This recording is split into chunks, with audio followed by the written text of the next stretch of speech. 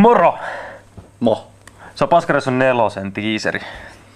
Joo. Eli me ollaan nyt tässä kertomassa vähän, minä ja Ilmari. Minä ja Einari. Eli sinä ja minä. Aivan oikein. Kyllä. Ollaan kertomassa siitä, että mitä tää tuleva Paskareissu, eli Paskareissu 4 tuo tullessa. Mitä sä, Ilmari, mitä sä sanoisit ensimmäisiä tällaisia pikkuvinkkejä, mitä voi olla odotettavissa? Pikkuvinkit lähtee tällä kättelys siitä, että mulla on 0 euroa rahaa. Siis ihan oikeasti 0 euroa. Ei yhtään rahaa. Eli lähdetään sillä, että lähdetään siitä sit. Syödään vähän vähemmän. Ja juoputellaan vähän vähemmän. Niin, eli se on tosiaan nyt Paskareissu 4 oikeastaan kantava teema, että ilman rahaakin voi reissata.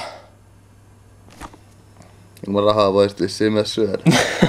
Kantaa mitä me syödään ja mitä me tehdään, mutta tää on teille kaikille pullamössö pojille, jotka ootte siellä jossain missä ja olettekin. Ja että ois niin kiva matkustaa, mutta ei oo yhtään rahaa lähteä mihinkään. Voi. Niin, elämä on valinta ja sitä voi lähteä jos haluaa. Niin. Näin se männää. Tosta reissusta, mitä sieltä tulee? Mitä sieltä nyt sit tulee? Vähän Turun saaristoa ja vähän Affenamaat ja... Ai sä niinku kerroit heti. No joo, en mä nyt sitä varmaan näkenyt, että pääseekö tuolta ylimiltä, ei yhtään rahaakaan. Ja polkupyörät.